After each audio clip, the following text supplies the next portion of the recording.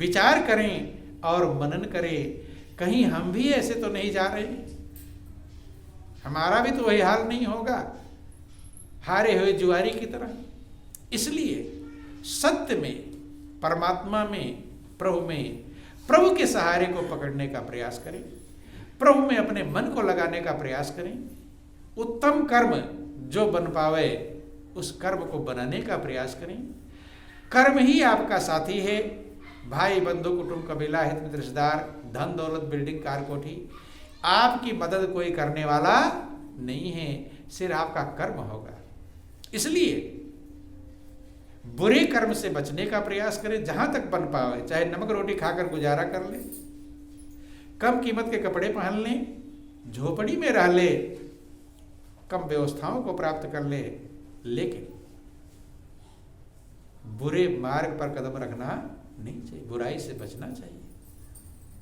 और अच्छे कर्म जहां तक बन पावे, जो मौका मिले, मौका ढूंढ ढूंढ करके अच्छे, जैसे आप फल तोड़ने जाते हैं तो फल ढूंढ ढूंढ कर तोड़ते कि नहीं तोड़ते, ऐसे ही अच्छे कर्म हमें ढूंढना चाहिए। कौन कौन सा मैं अच्छा कर्म कर लूं जो मेरा साथी बन जाएगा। क्या बन जाएगा? मेरा संगी बन जाएगा, साथी बन जाएगा।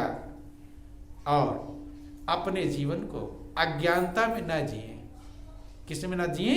अज्ञानता। ज्ञान के प्रकाश में अपने जिंदगी को पूरा करने का प्रयास करें। पूरा सभी को करना है, लेकिन जिंदगी को अंधेरे में, अज्ञानता में ना जिए। वही जिक्र आता है किसी राजा का। राजा ने अपने खिड़की खोली सवेरे सवेरे, तो कभी कभी सवेरे सवेरे आप किसी को देखते हो और संजोग से काम बिगड़ जाए तो क्या कहते हैं कि आज मैंने खराब का मुंह देख लिया था। कहते ही नहीं कहते? एक आंख वाले का मुंह देख लिया था, है? शुभ अशुभ मानते हैं, बिगड़ गया। तो वही हाल राजा का, चूंकि अभी सब अज्ञानता है।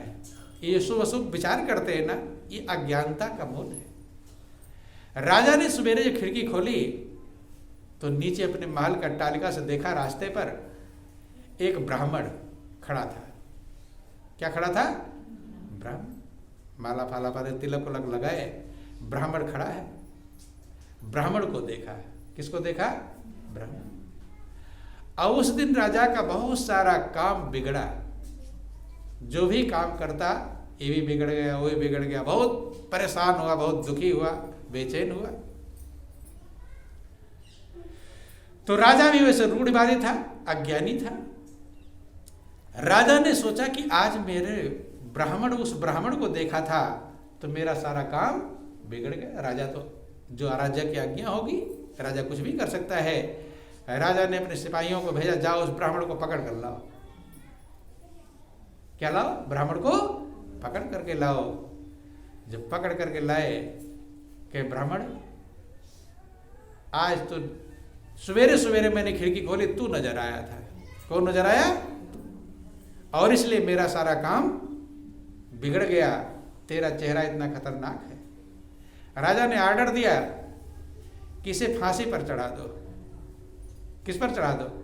फांसी पर। तो ब्राह्मण ज्ञानी था। क्या था ब्राह्मण?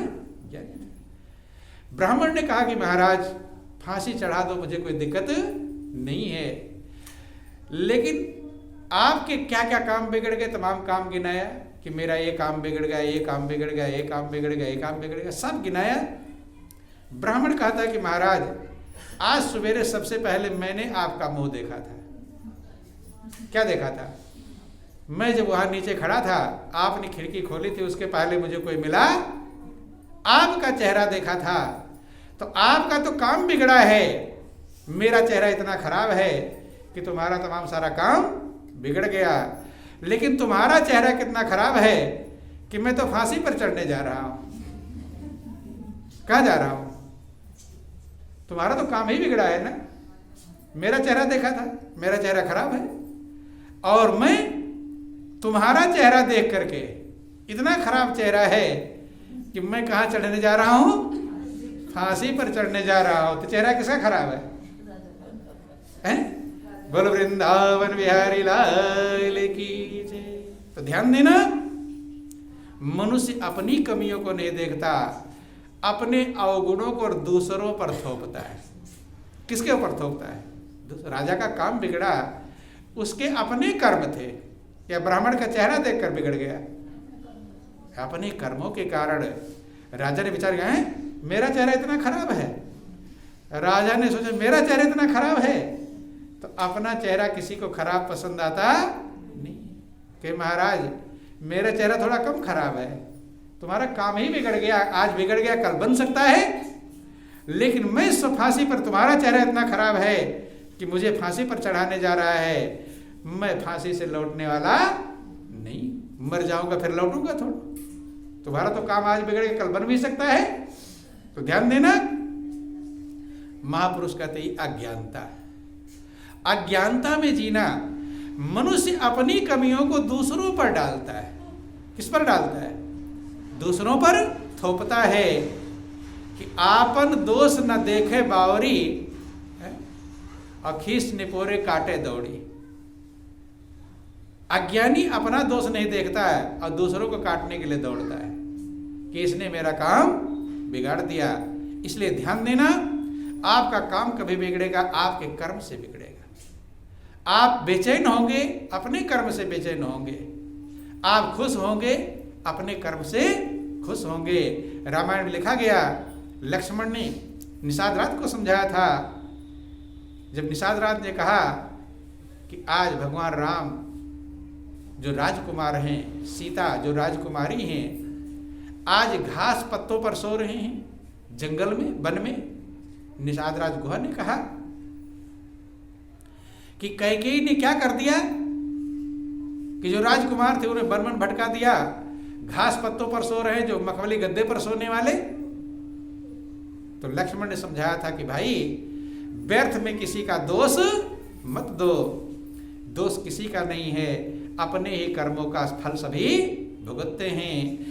कि नहीं को सुख दुख कर दाता और निजे कृत कर्म भोग सब भ्राता।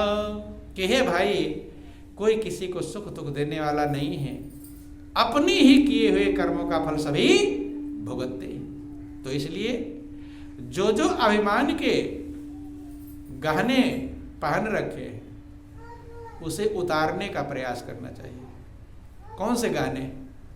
ये सोने चांदी वाले नहीं कह रहे, अभिमान के गहने है। तो गहने आपको लगता है, लेकिन वो हैं कांटे। क्या है? जो अभिमान है आपको आकड़ कर चलाता है कि मैं योग्य हूं। चूहा लाकेट लेकर चला गया, लेकिन फिर भी आकड़ कर चल रहा है कि मैं धनी आदमी, करोड़ों का लाकेट मेरे पास है। तो महापुरुष का अभिमान के गहने उतारना चाहिए और गुण का, अच्छे संस्कारों का, अच्छे विचारों का, अच्छे कर्मों का गहना धारण करना चाहिए। उससे आपका जीवन आनंदमग्न बनेगा और आपके बाल बच्चों का भी जीवन आनंदमग्न बन पाएगा। तो जीवन कीमती है, सृष्टि का सिरताज है, सृष्टि का सिरमौर है। विचार करें, मनन करें। एक एक पल जो प्रभु का परम आशीर्वाद, परम कृपा, परमानंद की दया मिल रही है, उसको उतना ही आनंद मग्न हो जितना कृपा करके प्रभु ने दिया है। इसे व्यर्थ न गंवावें। यही जीवन का सार है, यही जीवन का लक्ष्य है। इन्हीं चंद शब्दों के साथ बोलिए प्रेम से श्री गुरुदेव महाराज